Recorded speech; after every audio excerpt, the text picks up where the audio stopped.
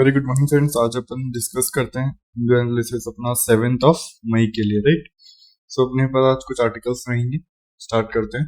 Scientist identify mutations in DNA for early diagnosis of drug resistance bacteria for TB. ठीक है, scientist क्या कर रहे हैं? आइडेंटिफाई कर रहे हैं किसके म्यूटेशंस को जो कि हो रहे हैं डीएनए में, किसके लिए? जबकि डायग्नोसिस करते हैं अपन टीबी के रेजिस्टेंस बैक्टीरिया को, राइट। तो अपने लिए यहाँ पे क्या जानना जरूरी हो जाता है? अपने लिए यहाँ पे ये जानना जरूरी हो जाता है कि सबसे पहले ट्यूबरक्लोसिस होता क्या है। ठीक है, अगर होता है तो उसका ट्रांसमिशन कैसे हो सकता है, अगर उसका ट्रांसमिशन होता है तो उसके ग्लोबल एफर्ट्स क्या हैं। ठीक है, सबसे पहले देखते हैं कि tuberculosis is an infection caused by Mycobacterium tuberculosis. It can practically affect any organ of the body. कोई भी बॉडी के ऑर्गन को इफेक्ट कर सकता है, राइट। आपको ये पता होना चाहिए। अगर यूपीएससी के प्रीलिम्स में आपसे क्वेश्चन पूछ दिया जाए कि हाँ ट्यूबरक्लोसिस क्या क्या कर सकता है, तो आप बता पाएंगे उनको, राइट। ठीक है, the most common ones are lungs, pleura, lining around the lungs, मतलब लंग्स के अराउंड जो आपकी लाइंस होती है उन पे इफेक्ट करता है। Lump nodes, intestine, spine, the brain. Tuberculosis mostly in सारी चीजों को इम्पैक्ट करता है, राइट। ठीक है, तो उसके बाद जानते हैं अपन कि क्या बोलते हैं, इसका ट्रांसमिशन क्या होता है। तो ये एयरबोर्न इन्फेक्शन है that spreads through close contact with the infected, specially in densely populated space with the poor ventilation. तो ये एयरबोर्न जैसे लाइक कोरोना इफेक्ट होता था वैसे ये भी एयरबोर्न के थ्रू हो सकता है, लेकिन यहाँ पे क्या होता है, इतना हाई रेट नहीं है जितना हाई रेट अपना कोरोना का था, राइट। तो अपन ग्लोबल एफर्ट्स देखें तो ग्लोबल एफर्ट्स में क्या क्या है, तो W health organization, world health organization has launched a joint initiative Find, Treat and All End TB with the Global Fund and Stop Partnership. WHO also releases the Global Tuberculosis Report. ठीक है, तो क्या किया है, global fund and stop TB partnership की एक report निकाली है। WHO ने क्या करा है, ग्लोबल ट्यूबरक्लोसिस रिपोर्ट भी निकाली है। इंडिया का क्या एफर्ट्स है, तो इंडिया का ये एफर्ट है कि national strategic plan for tuberculosis elimination 2017 to 2025। ठीक है, ये इन्होंने एक प्लान बना रखा है, the Nikshay ecosystem, the national TB information system, the Nikshay पोषण योजना, निक्षय फाइनेंशियल सपोर्ट, टीबी हारेगा देश जीतेगा कैंपेन। तो ये सारी चीजें कौन रन कर रहा है, अपनी गवर्नमेंट रन कर रही है। ठीक है, तो अगर हम हमसे बोलेंगे कि सर आपने ये सब तो बता दिया लेकिन आपने म्यूटेशन तो बताया नहीं कि म्यूटेशन का मतलब क्या होता है। तो म्यूटेशन का मतलब होता है कि जो भी आपका जेनेटिक मटेरियल, मतलब कि जो भी आपके डीएनए के अंदर जो जीन्स होते हैं ना, उसमें अंदर चेंज आना। ठीक है, जो आपका डीएनए होता है, लाइक अपने डबल स्ट्रैंड में डीएनए होता है, उसके अंदर जो जीन्स होते हैं उसके अंदर चेंज आना, राइट। तो उसको अपन कहते हैं म्यूटेशन। ठीक है, किसकी वजह से हो सकता है, ये थ्रू वायरस के थ्रू वजह से भी हो सकता है। ठीक है, तो अपन चलते हैं अपने नेक्स्ट आर्टिकल पे। इस पे अपने को इतना ही जानना था, आपको इस पे इतना ध्यान रखना है कि कौन किसकी वजह से होता है। ठीक है, क्या क्या इन्फेक्शन हो सकते हैं, ट्रांसमिशन कैसे होता है, मोस्टली ग्लोबल एफर्ट्स हैं तो कौन से मोस्टली ग्लोबल एफर्ट्स हैं, राइट।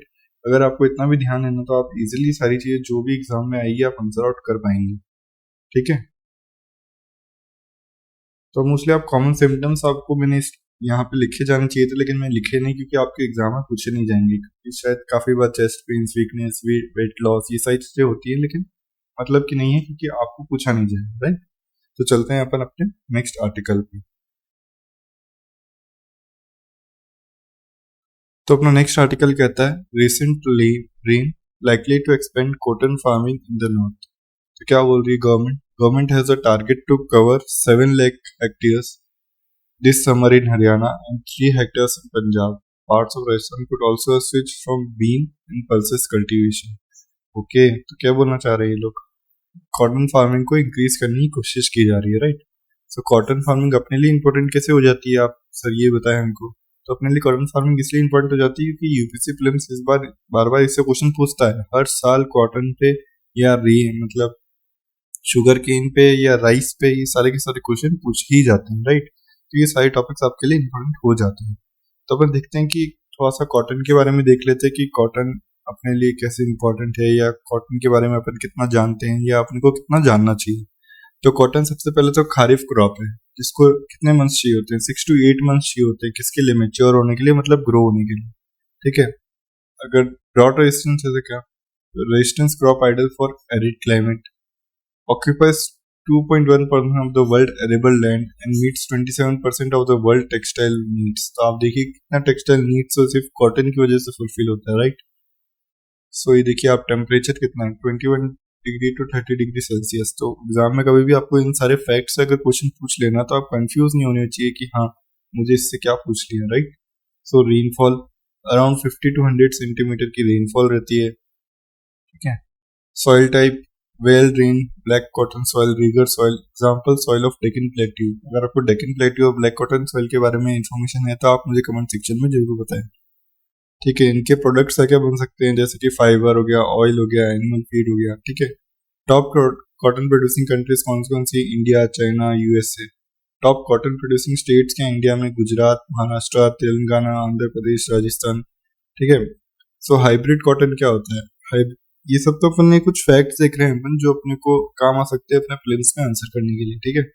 तो सबसे पहले हाइब्रिड कॉटन क्या होता है, cotton made by crossing two parent strains that have made genetic characteristics.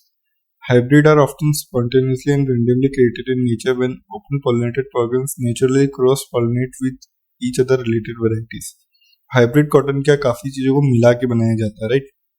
Cotton में सिर्फ एक पैटर्न था लेकिन हाइब्रिड कॉटन में काफी सारी चीजें एक साथ मिला के एक कॉटन को क्रिएट किया जाता है। तो उसके बारे में ये बताया गया है कि वो कैसे क्रिएट होता है, राइट।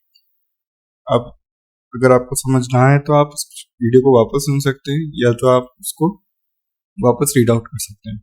तो अपन देखते हैं बीटी कॉटन क्या होता है। अब BT cotton is a genetically modified organism और genetically modified pest resistance variety of cotton. तो मैंने आपको बताया था कि आगे भी जैसे जीन्स में चेंज करना होता है अपने को, तो सिर्फ वो ह्यूमंस में नहीं होता, वो प्लांट्स में भी होता है, राइट। वो प्लांट्स में भी होता है तो अपन इजीली उसको क्रॉप को पेस्ट रेजिस्टेंट बना सकते हैं। जैसे अपन अपने जीन्स में चेंज करके, जैसे कि टेस्ट ट्यूब बेबी अपन बात करते हैं, जैसे अपन बोलते हैं कि अपन आंखें चेंज कर सकते हैं जीन्स चेंज करने के बाद, मतलब कि आंखों का कलर अपने अकॉर्डिंग हो सकता है, ये सारी चीजें, राइट। तो वो चीजें आपको ध्यान होनी चाहिए यहाँ से। तो आपको कॉटन के बारे में इतना ही जानना जरूरी था।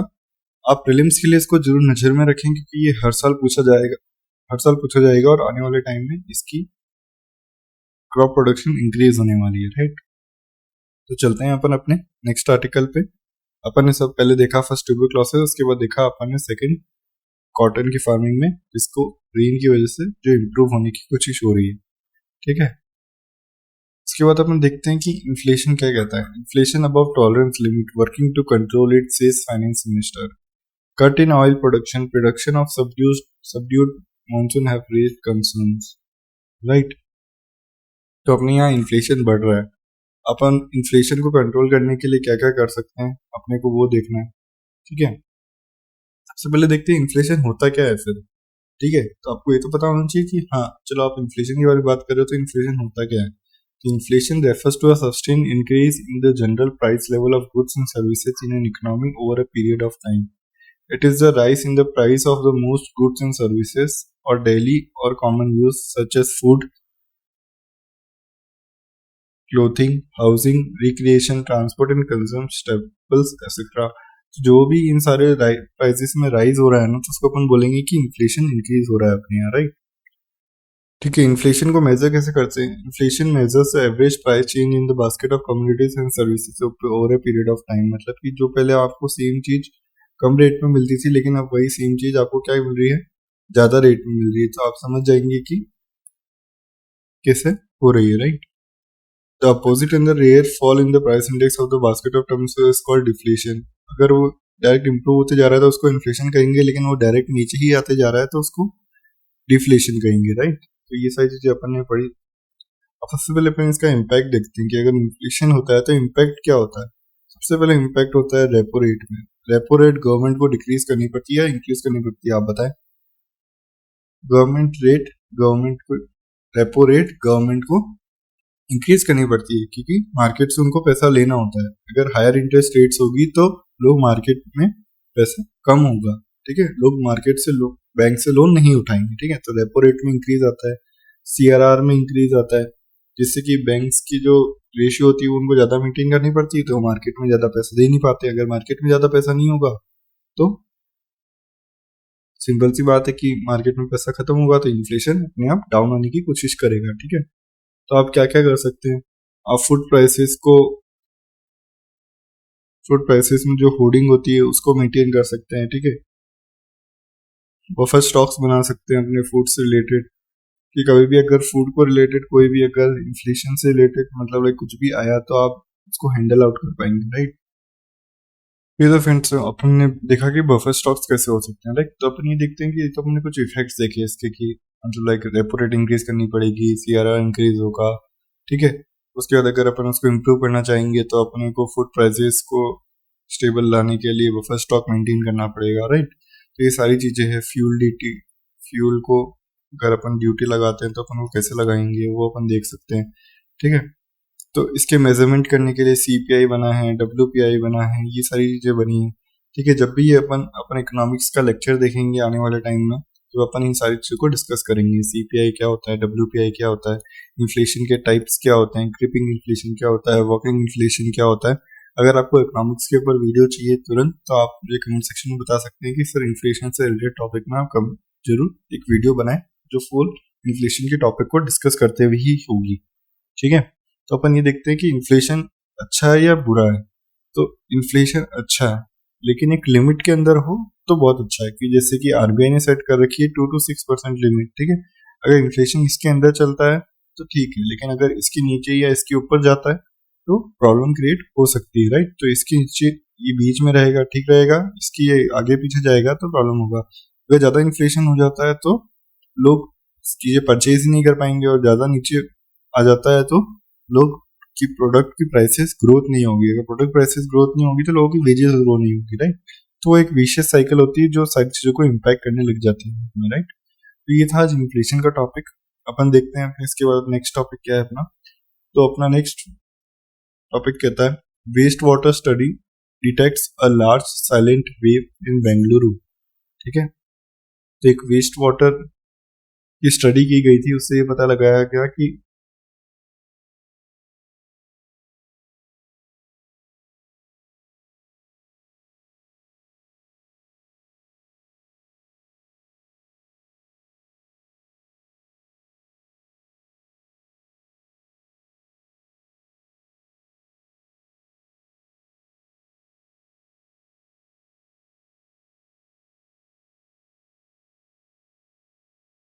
तो उसे पता लगाया क्या कि बेंगलुरु में काफी सारे जो वेस्ट वाटर हो रहा है उससे क्या हो रहा है, एक नई वेव आने के चांसेस होते हैं, मतलब साइलेंट वेव, मतलब जो अपने को पता नहीं है लेकिन अपने साथ हो रहा है या आ रही है वो वेव अपने लिए, राइट। तो अपन सबसे पहले देख लेते हैं वेस्ट वाटर क्या होता है। Waste water is a polluted form of waste water generated from rainwater runoff and the human activities and is also called sewage, ठीक है। तो वेस्ट वाटर क्या होता है, एक पॉल्यूटेड फॉर्म ऑफ वाटर है। ये कहाँ से जनरेट होता है, ठीक है, surface rain water run of से, ह्यूमन एक्टिविटीज से, ठीक है। जैसे कि जो भी अपना वॉशरूम्स का वाटर्स होते हैं या अपन कुछ भी कपड़े धोते हैं जब वो पानी को यूज किया जाता है, या अपन नहाते हैं जब पानी को यूज होता है तो वो क्या हो जाता है, वो ग्रे वाटर हो जाता है, मतलब मोस्टली वेस्ट ही हो जाता है, उसको वापस यूज नहीं किया जाता अपनी इंडिया में, राइट। सो अपन उसके बाद देखते हैं कि स्टेटस क्या है अपने वाटर मैनेजमेंट का इंडिया में, ठीक है। According to a report published by the central pollution control board in 2021, India's water current treatment capacity is 27.3% and the sewage treatment capacity is 18.6% with another 5.2 capacity being added. तो आप ये देख सकते हैं कि अपने यहाँ ट्रीटमेंट कैपेसिटी कितनी है और उसमें सीवेज ट्रीटमेंट कैपेसिटी कितनी है, राइट। लेकिन आप देखिए अगर 100% है तो आपके यहाँ 27% ही ट्रीटमेंट कैपेसिटी, तो आप देखिए कितना परसेंट वाटर उससे वेस्ट ही होता होगा, राइट। उसके बाद अपन देखें कि although India's wastage and sewage treatment capacity is higher than the global average of around 20%, it is far from adequate and without swift measures and not scaling up sewage treatment capacity may have severe consequences. तो आप देख सकते हैं कि अगर आप अपनी sewage treatment capacity को नहीं बढ़ाएंगे तो अपने क्या होगा, आने वाले टाइम में अपन वैसे ही वाटर्स की प्रॉब्लम देख रहे हैं कि वो डिक्लाइन हो रहा है, राइट। तो अगर वाटर डिक्लाइन हो रहा है तो अपने को क्या करना पड़ेगा, जो भी वेस्ट वाटर होता है अपन उसको कैसे यूज कर पाए, अपने को वो सारी चीजें देखनी पड़ेगी, राइट। तो अपन वो सारी चीजें कैसे कर सकते हैं, अपन वो देखने की कोशिश करते हैं थोड़ा सा, ठीक है। जैसे कि अपन रेगुलेशंस ला सकते हैं काफी सारे, ठीक है। जैसे कि अपन ने बना रखा है water prevention and control act, water prevention water prevention and control act, ठीक है, 1974 में। और इसको अमेंड किया गया था 1988 में। लेकिन इसको आप डेली अमेंड करो ना, आने वाले टाइम में वेस्ट वाटर मैनेजमेंट की प्रॉब्लम कितनी बड़ी है, तो अगर आप इसको अमेंड नहीं करोगे तो कैसे आगे बढ़ पाओगे, राइट। उसके बाद आता है waste water management control of pollution act, cess act 1977, जो कि 2023 में इम्प्रूव अमेंड किया गया था। लेकिन उसमें भी आप सेस क्या होता है ये आप जानने के लिए इकोनॉमिक्स में बने रहे, ठीक है। अगर मैं सारी चीजें इधर इंक्लूड करने लगूंगा तो ये जो अपना हिंदू एनालिसिस ये 1 घंटे का हो जाएगा। और मैं 1 घंटा इसलिए रखना नहीं चाहता क्योंकि मुझे चाहिए कि आप लोग आधे घंटे में उसको कंप्लीट करके आगे बढ़ें, राइट। अगर आपको यहाँ पे कुछ छूट जाता है तो आप उसको अपने स्टैटिक पार्ट से कंप्लीट करने की कोशिश करें। जो जो अपने स्टैटिक पार्ट में रहेगा मैं आपको बताते जाऊंगा। जब भी आप अपना स्टैटिक पार्ट पढ़ेंगे तो आप उसको कंप्लीट कर सकते हैं, राइट। सो अपन क्या डिस्कस कर रहे थे, अपन वाटर प्रिवेंशन कंट्रोल एक्ट देखा 1974। उसके बाद अपन ने देखा the water prevention control of pollution act, cess act 1977, ठीक है। इसके बाद है गवर्नमेंट का एनवायरमेंट प्रोटेक्शन एक्ट, ठीक है। तो ये सारी की सारी किससे डील करती है, ये सारी की सारी चीजें इन सब चीजों से ही डील करती है, ठीक है। तो ये तो कुछ रेगुलेशन जो गवर्नमेंट ने निकाले, लेकिन ऐसे कौन से गवर्नमेंट इनिशिएटिव्स हैं जो गवर्नमेंट ने निकाले इससे रिलेटेड, वो भी अपने को पता होना चाहिए, राइट। सो गवर्नमेंट का पहले फोकस, जैसे कि अपन स्वच्छ भारत अभियान बोलते हैं, तो पहले इन सारी चीजों पे नहीं था। लेकिन जैसे स्वच्छ भारत अभियान 2 आया, राइट, तो गवर्नमेंट नहीं था ऐसा नहीं बोलूंगा कि बिल्कुल नहीं था, लेकिन स्वच्छ भारत अभियान जैसे ही आया 2.0 तो गवर्नमेंट ने काफी सारा सॉलिड वेस्ट से रिलेटेड में मैंने आपको डिस्कस कराया आर्टिकल, राइट। सॉलिड वेस्ट हो गया या ग्रे वाटर हो गया, ठीक है। तो ये सारी चीजों से वो जल्दी से जल्दी जुड़ने लग गए, राइट। जैसे कि जो ministry of housing and urban affairs है वो क्या करती है, वो सबको स्टेटस देती है, किसका, वो सबको स्टेटस देती है ओडीएफ स्टेटस, मतलब ओपन डेफिकेशन फ्री। मतलब वहां पे क्या होने लग गया है, डेफिकेशन अब ओपन में नहीं होता है। काफी लोग क्या करते हैं, रिवर्स के बाद जाके ही डेफिकेट करने लग जाते हैं, राइट। तो अपने लिए कितना हार्मफुल रहता है कि वो रिवर्स एक तो खराब होती हैं और अपनी हेल्थ को भी डायरेक्ट खराब करती है, राइट।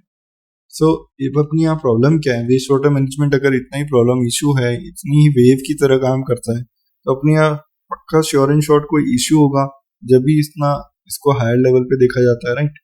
सो अपन देखते हैं कि जो वेस्ट वाटर मैनेजमेंट है ये कौन से शेड्यूल 7 में आता है। शेड्यूल 7 में कौन से में आता है, स्टेट मैटर है ये वेस्ट वाटर मैनेजमेंट, ठीक है। लेकिन इसके जो कुछ प्रोविजंस हैं वो यूनियन लिस्ट में है। तो आप ये देखिए कि सेंटर और स्टेट के बीच में लॉज एंड रेगुलेशंस को लेके टसल बनी रहती है कि वो लॉ बनाएंगे या इनका लॉ चलेगा या इनका लॉ चलेगा, ठीक है। तो अपने को ये एम्बिग्यूटी खत्म करनी पड़ेगी कि हाँ एक अप्रोच होनी चाहिए कि हाँ डिसेंट्रलाइज्ड अप्रोच, मतलब कि लोकल गवर्नमेंट्स को दे दिए जाए कि हाँ भाई आपके पास इतना पैसा है, आपको ऐसे काम करना है। अगर वो सारी चीजें होंगी तो काफी सारी चीजें आसान हो जाती है, राइट। काफी सारे जो अपने पास लॉज हैं उनको एक सेंट्रलाइजेशन पे लाया जाए, ठीक है। अपने पास से काफी टेक्निक्स हैं लाइक बायो रिमीडिएशन हो गया, ठीक है, फोटो रिमीडिएशन हो गया। ये जब आप एनवायरनमेंट पढ़ेंगे तो आप ये सारी टर्म्स पढ़ेंगे वहां पे तो आपको समझ आ जाएगा, राइट। ये सारी चीजें अपने को पता होनी चाहिए, राइट। ये सारी चीजें आपको हेल्प करेगी आपके जब भी आप वेस्ट वाटर मैनेजमेंट का वे फॉरवर्ड लिखें, या अगर यूपीएससी के मेंस में क्वेश्चन आता है कि वाटर से रिलेटेड अगर इतना डाउनफॉल हो रहा है, इतना पोल्यूशन इंक्रीज हो रहा है, तो आप उसको कैसे लिख सकते हैं, मैंने वो आपको ये बता दिया, राइट। तो ये सारी कुछ चीजें हैं जो आपको जानने जरूरी है। आपको ये मैं हर दिन कहता हूँ कि आपको ये आर्टिकल सिर्फ सुन के नहीं जाना है, आपको ये अगर आपने आर्टिकल पढ़ा है तो आपको ध्यान होना चाहिए कि आप इस आर्टिकल को कैसे लिखेंगे। मतलब आप लिखें जरूर कि आपने अगर वेस्ट वाटर मैनेजमेंट के बारे में पढ़ा, आपको यहाँ पे थोड़ी इन्फॉर्मेशन मिली, अगर आपको और इन्फॉर्मेशन चाहिए तो आप गूगल करिए, लेकिन आपको उसके ऊपर एक आंसर लिखना है डेली, ठीक है। आप 6 ट्यूटोरियल्स या 5 टॉपिक रोज पढ़ते हैं हिंदू में, अगर आप उसमें से एक भी नहीं लिख रहे हैं तो वो आपने 6 जो टॉपिक पढ़े हैं वो आने वाले टाइम में आप भूल जाएंगे। लेकिन आप उसको रोज एक एक दो दो लिखते हुए चलेंगे तो आप इजीली उसको याद भी कर पाएंगे और आपकी आंसर राइटिंग भी पहले डे से ही इंप्रूव होगी, राइट। पहले डे से नहीं बोल रहा हूँ कि आपको लिखना है, लेकिन आपको 3 मंथ्स जब हो जाए जब आप जरूर लिखना स्टार्ट करें। अगर आप लिखना स्टार्ट नहीं करेंगे तो आप 2 साल बाद भी आप सेम सिचुएशन में रहेंगे, तो आप वो गलतियां ना करें। चलते हैं अपन नेक्स्ट आर्टिकल पे। सो अपना नेक्स्ट आर्टिकल कहता है guaranteed pension is not bad economics, right. So अपने पास पहले ओल्ड पेंशन स्कीम थी, उसको चेंज करके 2022 में न्यू पेंशन स्कीम ला दी गई, ठीक है। तो अपन उससे रिलेटेड देख लेते हैं क्या कहना चाहते हैं ये। पॉइंट ऑफ डिफरेंशिएशन क्या है दोनों के बीच में, सबसे पहले ये जानेंगे कि ओल्ड पेंशन स्कीम कैसी थी, न्यू पेंशन स्कीम कैसी है, राइट। तो अपन सबसे पहले इसका नेचर ऑफ द स्कीम्स देखते हैं कि OPS offer pensions to government employees on the basis of their last drawn salary. So OPS क्या करता है, जो भी आपने लास्ट ड्रॉन सैलरी करी है उसके ऊपर पेंशन देता है। लेकिन एनपीएस क्या कहता है, NPS page the employees for their investment in the NPS scheme during their employment. तो जो भी बंदे ने यहाँ पे अब एनपीएस स्कीम चलती है आपके, जब भी आप जॉब से चालू करते हो, राइट, तो आपने उस टाइम कितना आपके स्कीम में पैसा डाला है, आपके इन्वेस्टमेंट किया है, तो उसके अकॉर्डिंग आपको पेंशन मिलेगी 50% of the last drawn salary. तो अमाउंट ऑफ पेंशन कितना आप डिराइव कर सकते हो, जो आपका 50% है, कितना सैलरी जो आपकी चलती थी। लेकिन यहाँ पे क्या बोल रहा है, 60% of the lump sum after retirement and 40% to be invested in annuities for getting a monthly pension, right. So benefits क्या हो सकते हैं टैक्सेस में, तो यहाँ पे कोई टैक्स बेनिफिट नहीं होता है।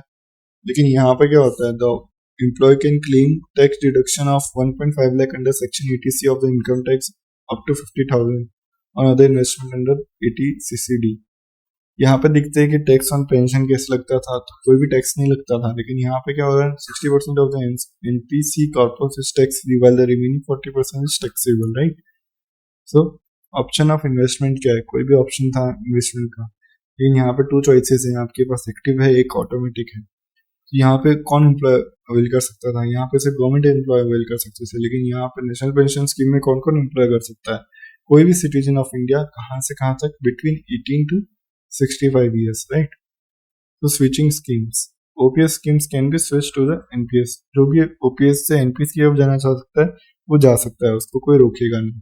NPS schemes cannot be switched back to OPS in general, but the central government employees can switch back to OPS in case of death and disablement of the employee, ठीक है। तो ये सारे कुछ differences थे जो आपको ध्यान होनी चाहिए। यूपीएससी वाले प्रीलिम्स में अगर आपसे ये सारी चीजें पूछ लें इनमें से कुछ भी, तो आप इसको देख के जाए। आप इनको बिल्कुल रट के ना जाए, लेकिन आपको अगर थोड़ा सा बेसिक दिमाग में कॉमन फ्रेमवर्क भी क्रिएट होगा ना, तो आप इजीली आंसर्स को बना सकते हैं। आपको अगर कॉमन फ्रेमवर्क क्रिएट नहीं होता है तो आप उसको आंसर नहीं कर पाते हैं, राइट। सो ये कुछ आर्टिकल्स के बारे में था। ये जो एनपीएस के बारे में, मैंने सबसे पहले आपको एनपीएस के सारी चीजें बताई कि एनपीएस के डिफरेंशिएशन क्या है, मोस्टली ये सारी चीजें जानने की जरूरत थी, ठीक है। तो अपन चलते हैं अपन अपने नेक्स्ट आर्टिकल पे। सो अपना नेक्स्ट आर्टिकल क्या है, अपना नेक्स्ट आर्टिकल थोड़े से शॉर्ट न्यूज़ेस है, ठीक है। India slips in the press freedom index, ranks 161 out of 180 Nations. तो आप देख सकते हैं कि इंडिया की जो प्रेस फ्रीडम इंडेक्स वो कितनी है, 180 नेशन से 161 हो गई, राइट। तो इनको निकालता कौन है, रिपोर्टर्स विदाउट बॉर्डर्स। तो अगर आपके प्रीलिम्स में क्वेश्चन बने कि हाँ प्रेस फ्रीडम इंडेक्स कौन निकालता है, तो आपको ये ध्यान होना चाहिए कि वो रिपोर्टर्स विदाउट बॉर्डर्स निकालते हैं, राइट। अगर आपको इतना ध्यान होगा ना, तो आपके प्रीलिम्स में इजीली 2 मार्क क्रिएट हो जाएंगे, ठीक है। उसके बाद अपने को ये बोलते हैं, for past 2 days ozone a permanent air pollutant. तो यार आप बोलोगे कि सर ओजोन एक परमानेंट एयर पॉल्यूटेंट कैसे हो सकता है, ओजोन तो लेयर होती है, राइट। लेकिन ओजोन सिर्फ एक लेयर नहीं होती, ओजोन स्ट्रेटोस्फेयर में ही नहीं पाई जाती, एक लेयर तो स्ट्रेटोस्फेयर में पाई जाती है, उसको अपन कहते हैं गुड ओजोन, ठीक है। जो ओजोन अपने को स्ट्रेटोस्फेयर में पाई जाती है उसको तो अपन कहते हैं गुड ओजोन। लेकिन उसको भी कोई थ्रेट है क्या, अपन पहले डिस्कस कर लेते हैं। लेकिन जैसे अपन CFC यूज कर सकते हैं, HFC यूज कर सकते हैं, लेकिन मिथाइल ब्रोमाइड यूज कर सकते हैं। तो ये सारी की सारी जो अपन चीजें यूज करते हैं, तो ये सारी चीजें ये ओजोन को भी डिस्ट्रॉय करने का काम करती है, राइट। तो ओजोन को भी हार्मफुल है, ठीक है। लेकिन यहाँ पे आज जो अपनी इस आर्टिकल की बात कर रहे हैं, तो इस आर्टिकल में अपन उस ओजोन की बात नहीं कर रहे हैं, राइट। लेकिन मैं आपको एक और चीज बता दूं कि ये ओजोन अपने को जो सन की यूवी रेज आती हैं उससे प्रोटेक्ट करने का भी काम करती है, राइट। तो ये तो मैंने आपको एक ओजोन के बारे में बताया, लेकिन एक ओजोन ऐसी और नीचे अपनी लेवल पे पाई जाती है, ठीक है। एक तो वही जो आपको मैंने बताया कि ऊपर पाई जाती है, और एक और ओजोन होती है जो अपने को डाउन लेवल पे पाई जाती है। वो क्या करती है, ग्राउंड लेवल ओजोन बोलते हैं उसको, ठीक है। तो ग्राउंड लेवल ओजोन क्या करती है, जो भी अपने जैसे ऑक्साइड्स ऑफ नाइट्रोजन, ठीक है, या वॉलेटाइल ऑर्गेनिक कंपाउंड्स, ये सारे के सारे पॉल्यूटेंट्स हैं, ठीक है। तो ये सारे के सारे कहाँ होते हैं, जब भी प्रेजेंस ऑफ सनलाइट में आते हैं, तो ये सारे के सारे क्या एक हार्मफुल पॉल्यूटेंट की तरह काम करते हैं, ठीक है। ये आपकी जो नीचे वाली लेयर बनती है, जैसे ये आपकी जैसे कोई कार का एमिशंस हुआ, तो उससे जाके जो एक यहाँ पे नीचे सबसे नीचे जाके लेयर बनती है, तो ये क्या करती है, आपकी ह्यूमन हेल्थ को इम्पैक्ट करती है, राइट। आपकी कफिंग हो सकती है, आपको आपको इरिटेशन हो सकती है, आपको चेस्ट पेन हो सकता है, ठीक है, अस्थमा हो सकता है। ये सारी की सारी एक ह्यूमन हेल्थ पे इम्पैक्ट आता है। वेजिटेशन पे इम्पैक्ट आ सकता है, जैसे कि क्रॉप यील्ड पे इफेक्ट आ सकता है, ठीक है, वो कम हो सकती है। ट्री की सीडलिंग्स पे इम्पैक्ट आ सकता है, ठीक है। ग्राउंड लेवल पे जो स्ट्रेस है वो बढ़ता है, ठीक है। तो इसको अब अपन कर क्या सकते हैं, अगर ओजोन इतना प्रोमिनेंट एयर पॉल्यूटेंट है, धीरे बढ़ भी रहा है, अगर नीचे लेवल पे ह्यूमन हेल्थ के लिए हार्मफुल भी होता है, तो उसके लिए कुछ गवर्नमेंट ने स्टेप्स लिए होंगे कि हाँ भाई इसके लिए आप ये कर सकते हैं, राइट। तो shifting of BS4 from BS4 to BS6, अपन ये देखा है कि अपन ने BS4 से BS6 तक किया है, तो उसके बीच में काफी ऐसे रेगुलेटरी चीजें थी जो अपन चेंज करने वाले थे, तो अपन ने डायरेक्ट BS5 को छोड़ के BS6 पे आ गए, राइट। तो अपन ये देख सकते हैं, मैंने जो गार्बेज जो बर्निंग करते हैं लोग, जो कचरे को जला देते हैं, तो उसको रिमूव करना पड़ेगा, राइट। तो उसको आप जलाओ, लेकिन उससे आप एनर्जी क्रिएट करो। मैंने आपको बताया था वेस्ट टू एनर्जी के बारे में, कि आप वेस्ट को सिर्फ ऐसे यूटिलाइज मत करो, आप वेस्ट को कैसे एनर्जी में कन्वर्ट कर सकते हो वो देखो, राइट। उसके बाद सुप्रीम कोर्ट ने ग्रेडेड नेशनल एक्शन प्लान बना रखा है, ठीक है। नेशनल क्लीन एयर प्रोग्राम चल रहा है, क्लीन एयर प्रोग्राम, ठीक है। तो ये सारी की सारी चीजें हैं जो गवर्नमेंट कर रही है, राइट। अगर आपको फिर भी थोड़ा सा लग रहा है कि मेरी हैंडराइटिंग बिल्कुल भी आपको समझ नहीं आ रही हो, जो बिल्कुल नहीं आ रही होगी, तो आप मेरी बातों को सुन के अपने नोट्स बना सकते हैं, राइट। तो अपन चलते हैं अब अपना एक और जो आर्टिकल क्या कहता है। ये था आपको कुछ ओजन के बारे में, जो मैंने आपको दोनों चीजें बताई कि हाँ फर्स्ट में क्या चीज होगी और फर्स्ट सेकंड में क्या चीजें होंगी, राइट। ये भी अपन ने डिस्कस कर लिया। आपको ये मैं कभी पूछूंगा आने वाले टाइम में, तो आपको बताना पड़ेगा कि रिपोर्टर्स विदाउट बॉर्डर्स क्या रिलीज करता है या ऑपरेशन डिस्क कौन रिलीज करता है। तो अपना लास्ट आर्टिकल कहता है FDA approves first vaccine for respiratory syncytial virus. So FDA ने क्या अप्रूव कर दिया सिनेटिकल वायरस के लिए, फर्स्ट वैक्सीन अप्रूव कर दिए।